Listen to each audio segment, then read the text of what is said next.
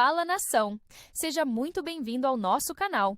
Aqui é o seu espaço para ficar por dentro de tudo sobre o Mengão. Então, já sentando o dedo no like, se inscreve no canal e ativa o sininho para não perder nenhum lance do mais querido. Lutando para pagar o couvert artístico lá, que o negócio tá sério lá no Maracanã.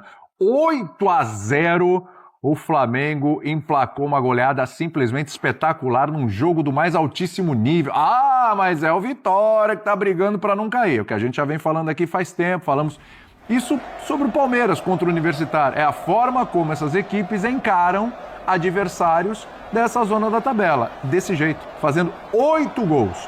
Um absurdo de atuação do Samuel Lino, do Pedro, do Saul, do Arrascaeta. Bruno Henrique entrou, fez gol também. Enfim, a gente vai destrinchar essa goleada histórica do Flamengo no Campeonato Brasileiro por 8-0. E, de verdade, olha, Jean, eu tô me sentindo igual ao time do Vitória. Eu tô meio perdido, não sei nem por onde começar, rapaz. Porque é tanta coisa que, enfim, boa noite, Jean. Começa por onde você quiser, porque realmente é uma loucura. Boa noite, William. Boa noite a todos. Pois é, cara, assim, acho que não tem... A gente não pode começar com um personagem ou com uma característica específica do time do Flamengo na noite de hoje. A gente tem que começar com o todo, a gente tem que começar com o placar, com o que foram os 90 minutos de atuação do Flamengo. A gente vem de um jogo em que a gente elogiou demais o Flamengo pela concentração, por não ter permitido ao Internacional jogar num jogo em que ele precisava jogar, e o Flamengo, né, marcando alto, roubando bola, não deixando o Inter jogar. Era um jogo completamente diferente desse. Esse é o tipo de jogo que muitas vezes, né, os bons times, e o Flamengo incluído, tem dificuldades de pegar um time muito fechado, um time lá atrás que não dá espaço e tal. Aí você vai falar, bom, mas o Vitória entregou 2 gols no começo, errando passes, não interessa. Pressão ali do Flamengo. Porque o jogo foi 8-0. Porque o Flamengo, do primeiro ao último minuto do jogo, jogou para fazer sempre mais um gol, com a torcida pedindo mais um, mais um, mais um. E acho que também aí é o tipo de jogo para destacar o que foram esses gols. Quer dizer, foram obras de arte mesmo. A gente tem uma série de obras de arte na partida. Assim, acho que quem não viu depois vai ver os gols e vai ficar impressionado, né? Foram realmente gols muito bonitos, de jogadas trabalhadas, de exibição técnica de jogadores que a gente sabe que são muito técnicos. E até para escolher o melhor em campo, né? O Pedro com 3 gols e 1 assistência, o Samuel Lino com 3 assistências e 2 gols. É até difícil você escolher o melhor em campo, mas para mim, assim, o que talvez chame mais atenção é a fome do Flamengo no Campeonato Brasileiro. Né? A gente está muito acostumado a ver times que vão para a Libertadores, jogam mata-mata em Libertadores, e aí quando volta para o Brasileiro, volta sem a mesma pegada, sem o mesmo desejo, sem a mesma vontade. O Flamengo tem sido isso no Campeonato Brasileiro, e por isso eu repito, né? Apesar da diferença de um ponto perdido em relação ao Palmeiras, esse Flamengo, com esse elenco e com essa fome, é muito favorito para a conquista do título brasileiro.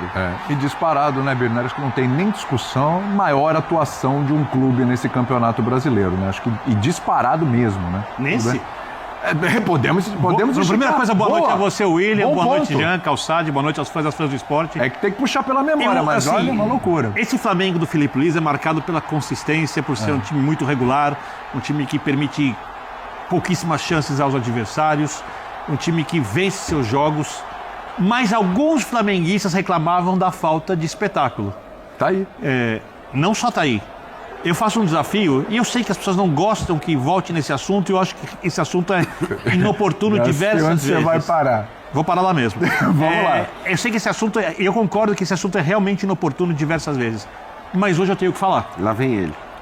Vai para 2019. Diz Claro, eu desafio as pessoas a me darem uma atuação no Campeonato Brasileiro do Flamengo de 2019, para mim, com alguma sobra, a melhor e mais espetacular equipe do futebol brasileiro daquele ano até hoje, melhor do que essa. Eu lembro de um jogo contra o Goiás, de uma goleada. 6-1. Mas... E teve a goleada sobre o Avaí e tudo. Aí falando de Campeonato Brasileiro, né? Porque teve aquela goleada sobre o Grêmio na Libertadores, né? E, inclusive, já gravei isso, inclusive, pro digital, fiz um vídeo, explico ali de maneira bem breve. Esse elenco é melhor do que aquele. Sim. Esse time, ele é mais regular do que aquele, quando a gente fala do jogo sem bola. Tem mais potencial do que aquele, mas não ganhou o que aquele ganhou. Pelo menos ainda. E esse técnico? Para mim faz um trabalho assim, já falei várias vezes, quase irrepreensível. Então hoje é um dia de parabenizar todo mundo. Eu concordo com o Jean. Tem dificuldade para destacar um jogador, porque se fosse destacar dois seria o Samuel Lino e o Pedro. Mas não dá para não falar do Arrascaeta, não dá para falar do time inteiro do Flamengo. Saúl, Jorginho, pelo amor. Acho que a gente vai demorar para ver algum time jogar nesse nível de novo, talvez até o próprio Flamengo. Hoje é aquela atuação que você para, olha, aplaude. Quem gosta de futebol adora, quem não gosta do Flamengo sofre. Tem um cara aqui nessa mesa que ele tá falando já há algum tempo, e ele lembrou hoje na redação de novo, falou, tô avisando, quando chegar setembro, esse Flamengo, com as peças se encaixando, com o ritmo de jogo, com esses caras chegando, setembro, mas nem chegou setembro, hein, Calçade, também agosto ainda, hein, e a coisa já tá virando, hein. Mas tá no finalzinho, você também quer o dia certo. Você antecipou, rapaz. Boa noite. Ó. Cara, porque assim, tem umas coisas no futebol que elas são óbvias. O dia que o Samuel Lino estreou para hoje, e foi aqui recentemente, ele evoluiu. Evoluiu o Saúl, o Jorginho já vem há algum tempo. Então você tem um novo Flamengo. E aí, pessoal, o que é que vocês acham aí? O que é que vocês acharam aí desse desempenho aí do time do Flamengo, né? Dessa goleada do Mengão, né? Quem foi os principais destaques desse time aí? Que é difícil aí destacar um jogador, hein? Mas quem foi os principais destaques aí? Deixa aqui nos comentários, querendo saber a sua opinião. E agora, sem mais enrolações, vamos voltar para o nosso vídeo. Por exemplo, um meio de campo que tem. Olha esse meio de campo. Jorginho, Saúl e Arrascaeta. É de uma qualidade absurda, mas é preciso um mínimo de entendimento, né, entre eles. E isso ocorre com o tempo. Ocorre com o tempo, porque o tempo para treinamento é curto, embora o Flamengo agora, nesse momento, tenha uma semana de que tem Copa do Brasil, ele não vai jogar, e na outra depois também, aí isso facilita um pouco. Aí vem data FIFA, aí um monte de gente sai, fica difícil para evoluir como equipe, o conjunto, mas nitidamente ele está em evolução, né? E então ele tem um potencial para em setembro estar muito melhor. E quando eu falo setembro, eu estava me referindo às datas da Libertadores. Sim. E outubro, as datas da Libertadores. Você falou, se passar pelo Inter, esse Flamengo vai chegar fortíssimo nas quartas. Era tarefa, porque se não passasse pelo Inter, ele ia evoluir, mas sem a Libertadores. Exato. E isso poderia impactar ou atrasar um pouquinho a evolução. Então ele tem um elenco maravilhoso. Por exemplo, o Samuel Lino fez 2 gols, né? Isso. Passe para 3, jogou 63 minutos. E ganhou uma nota absurda. Um cara ganha um 10 no jogo como hoje. 63 minutos. Cada 12 minutos, se fosse 60 minutos, ele teria participado de um gol diretamente. O Luiz Araújo entrou no segundo tempo, né? E ele jogou muito bem. O Arrascaeta jogou muito bem. Sim, é claro que o Birner estava conversando com o Birner, né? Ele falou assim, qual foi o maior erro do Vitória? Eu falei, foi ter ido para o Rio de Janeiro, né? Porque Você está fazendo piada, obviamente. Claro. Acontece o seguinte... o que muda tudo é o comportamento de uma equipe. Quando muita gente pode, nesse momento, estar falando, mas o Vitória está muito mal, o Vitória está caindo lá, está lá no fundo da tabela. Mas nós cansamos de ver partidas em que um adversário de um nível melhor, como o Flamengo, ao encarar um adversário que está jogando muito mal, acaba se enroscando naquela ruindade porque não tem o comportamento correto para uma partida contra um adversário muito menor. E o Flamengo teve o comportamento ideal. Ele ignora e ele sabe qual é o impacto de uma grande partida. A partida é um 8-0, que só vai se falar nisso, e isso lá dentro ajuda demais o desenvolvimento dos jogadores, do Flamengo como um grupo de trabalho que é muito maior do que 11 jogadores. Então, cara, é fundamental. Então o Flamengo teve um comportamento maravilhoso, e é um comportamento que precisa ser replicado em jogos mais difíceis também, que é o que vai dar ao Flamengo a condição de ganhar a Libertadores da América e também ganhar o Campeonato Brasileiro. Não estou dizendo que já ganhou, estou dizendo que ele é um candidatíssimo, enorme, um candidato a ganhar as 2 competições, se ele continuar na evolução que mostrou hoje num jogo histórico, placar histórico dos pontos corridos, né? Não havia sido registrado ainda, então foi fenomenal. E é legal, por exemplo, o Pedro. O Pedro, contra um adversário que você não precisa se dedicar tanto, né? Ele foi fenomenal. Ah, vem um jogo de Libertadores contra Estudiantes. Será que ele joga o Pedro ou joga o Bruno Henrique? Aí a gente vai ver.